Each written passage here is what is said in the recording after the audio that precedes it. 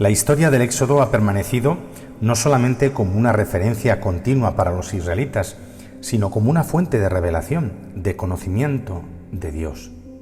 Nosotros, cristianos que estamos en alianza con Dios a través de la sangre de Cristo, tenemos sin embargo mucho que aprender de la sangre del Cordero Pascual. Sabemos que Jesús es nuestro Cordero, pero para comprender qué quiere decir que Cristo es el Cordero de Dios, hay que ver de dónde viene eso, de un Cordero de alianza, de un Cordero en el que se sella el pacto entre Dios y su pueblo. Y yo creo que esto tiene que ver con la relación entre el Antiguo y el Nuevo Testamento. Podemos decir que el Antiguo Testamento nos da el alfabeto, nos da el vocabulario, y el Nuevo Testamento nos da el mensaje. ¿Por qué podemos entendernos, por ejemplo, en este momento a través de nuestra lengua castellana? Para poder comprender el mensaje, primero hay que tener noticia y conocimiento suficiente de las palabras. Si tú no supieras lo que quiere decir la palabra Cordero, si tú no supieras a qué hace referencia el término Dios, si tú no supieras de qué estoy hablando cuando pronuncio la palabra Israel, entonces no solamente perderías esas palabras, sino que perderías el mensaje que trato de comunicarte. Pues de la misma forma, para nosotros asomarnos con provecho al mensaje de Jesucristo y a la persona misma de Cristo, tenemos que tener un alfabeto y tener un vocabulario básico. Y ese vocabulario es el que Dios fue construyendo con enorme paciencia, con infinita ternura, mientras iba educando a su pueblo a través de los profetas, como dice bellamente la cuarta plegaria eucarística de la Santa Misa. Dios iba educando a su pueblo, de modo que aquellas realidades que para ellos fueron buena noticia, pero que luego con el tiempo mostraron sus propias limitaciones, esas realidades vienen a ser de alguna manera como un esbozo, como una figura que anuncia una plenitud mayor. Por ejemplo, el sacrificio del Cordero Pascual como lo mandó Moisés y como aparece en la primera lectura de hoy, en el capítulo 11 del libro del Éxodo, ese sacrificio, una vez comprendido, fue para ellos una realidad. Vale decir, liberación de Egipto, pero para nosotros es sobre todo figura, es decir, es lenguaje, es símbolo que nos permite asomarnos con mayor provecho al sacrificio del Cordero, es decir, al sacrificio de Jesucristo. Y así nosotros, en la sangre de esos animalitos y en el sacrificio de esos animalitos, tenemos un primer barrunto, un primer esbozo de lo que será una muerte infinitamente más costosa, una muerte que nos habla al corazón de cuánto valemos para Dios. Y esa es la muerte de Cristo, y eso es exactamente lo que celebramos con gratitud y con amor en cada Eucaristía. Mirad, es doctrina común entre los padres de la Iglesia que los sacrificios y las ceremonias y las instituciones del Antiguo Testamento son como figuras en las que se iba anunciando progresivamente esa gran realidad, esa maravillosa realidad que es nuestro Señor Jesucristo. Y también es doctrina común que la figura que más nos habla de Cristo en el Antiguo Testamento es ese sacrificio de la Pascua. Porque de hecho, lo que realizó Cristo en la cruz fue al mismo tiempo la plenitud de ese sacrificio pascual. Una plenitud que, yendo más allá de lo que significaba esa primitiva Pascua judía, anuncia una reconciliación y un perdón que antes estaban solo en esperanza. Para comprender qué quiere decir esta Pascua de los judíos no resulta sencillo. No es sencillo, pero sí es importante, porque yo pienso que no tendremos el suficiente, el profundo o el verdadero amor al sacrificio de Cristo si no recorremos con él el camino que llevó a ese sacrificio. Si una persona va a entrar en Jerusalén en el momento en el que Cristo estaba allí pendiente de la cruz, y con él estos dos malhechores que nos dicen los evangelistas, si alguien entra a Jerusalén en ese momento y ve a estos tres crucificados, difícilmente podría imaginarse que uno de ellos era el Redentor, que uno de ellos era el Salvador de los hombres, que uno de ellos era el Hijo de Dios, el Mesías anunciado y preparado ya por el Antiguo Testamento.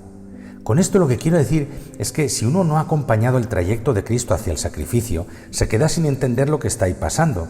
Y esto es lamentable porque precisamente ese sacrificio fue ofrecido por Cristo a gloria de Dios en favor de nuestra salvación, en favor de nosotros. Si se llega tarde a la cruz y uno apenas ve al crucificado, no entiende nada.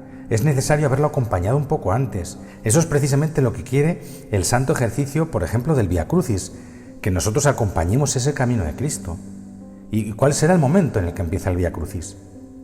Las estaciones son las que solemos orar en la Iglesia Católica. Empiezan con la declaración de la muerte de Cristo. Jesús es condenado a muerte.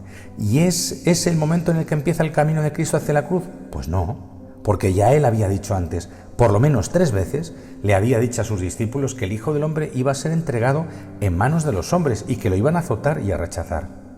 De manera que ahí no empieza el camino a la cruz.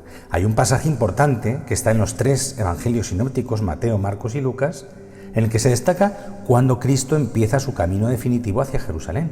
Por ejemplo, San Lucas dice que Jesús empezó resueltamente el camino hacia Jerusalén. Y esa resolución era necesaria porque se trataba de un camino sin retorno. Ahí no iba Cristo a celebrar una fiesta judía, sino a llevar a toda su plenitud a su consumación misma, al judaísmo, que quedaría enteramente renovado por la efusión del Espíritu Santo.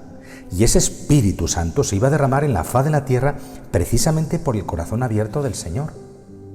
De manera que el sacrificio de Cristo tampoco empezó cuando fue condenado a muerte, empezó por lo menos antes, cuando Él se resolvió a caminar hacia Jerusalén. Pero si lo miramos mejor, ¿sí será verdad que ahí empezó el sacrificio de Cristo? Cuando Él se encuentra en la montaña que usualmente identificamos como el monte Tabor, en esa montaña en la que se transfiguró, ahí les habló de la cruz. Estaba orando con ellos y les habló de la cruz y del sacrificio. Si miramos bien, la cruz de Cristo empezó con la vida de Cristo. No fue cuando lo condenaron a muerte, ni cuando ya recibió el leño. Desde antes ya estaba Cristo encaminándose hacia allí. De alguna manera, para eso vino a esta tierra. El sacrificio de la cruz empieza cuando empieza la vida de Cristo. Toda su vida estuvo orientada hacia eso. Mirad que los evangelios no nos dicen que Jesús estaba organizando una microempresa y como no fue adelante, pues entonces se volvió profeta. La vida de Jesús es una vida que tiene una profunda unidad, una única dirección. Es como una flecha dirigida a la gloria de Dios y a nuestra salvación. Es un designio que empata maravillosamente con todo aquello que había sido prometido en el Antiguo Testamento. Y por eso, padres de la Iglesia hubo que dijeron que el sacrificio de Cristo ni siquiera empezaba cuando Él empezó a existir. El sacrificio de Cristo empieza antes. El sacrificio de Cristo ya estaba anunciado en esos corderos que se sacrificaban.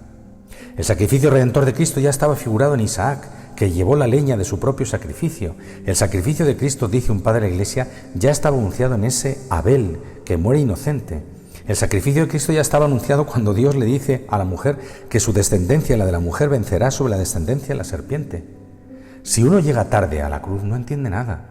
Es como el que llega a un chiste cuando ya se están riendo. Lo único que puede hacer es sacar una sonrisa un poquito cortés y tratar de dirigirse a los que están sonriendo, pero no entiende nada.